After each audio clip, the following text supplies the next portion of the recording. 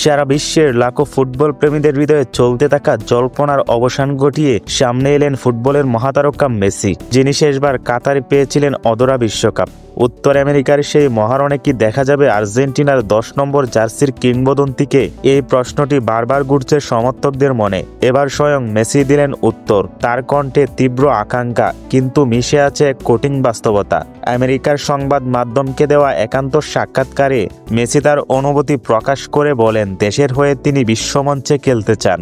আর্জেন্টিনার বিশ্বসেরার খেতাব ধরে রাখার লড়াইয়ে থাকতে চান দলের কাণ্ডারি হয়ে। তবে এই স্বপ্নের পথে তিনি নিজেই বেঁধে দিয়েছেন এক কঠিন শর্ত। লিওনেল মেসি স্পষ্ট জানিয়েছেন, তার খেলা নির্ভর করবে শারীরিক ফিটনেসের উপর। আগামী বছর ইন্টার মিয়ামির প্রাক মৌসুম প্রস্তুতি যখন থেকে শুরু হবে, তখন থেকেই তিনি নাকি প্রতিটি দিন প্রতিটি মুহূর্তে নিজের ফিটনেসের অবস্থান বিশ্লেষণ করবেন। শতভাগ ফিট আছেন কিনা সেই কঠিন হিসাবের ফলে আসবে চূড়ান্ত সিদ্ধান্ত। ফুটবলের এই মহানায়ক জানেন, সময়ের কাছে আর কোনো অনুরোধ খাটে না। জাতীয় দলে জার্সি গায়ে তোলার টানটা মেসির জন্য শুধুই স্বপ্নের মতো, এটি তার দেশের সমর্থকদের কাছেও দায়বদ্ধতা। মেসি আবেগী কণ্ঠে বলেছেন, দেশের হয়ে খেলা সবসময় স্বপ্নের মতো, বিশেষ করে বড় কোনো প্রতিযোগিতায়। আশা করি সৃষ্টিকর্তা আবারও সেই সুযোগ দেবেন।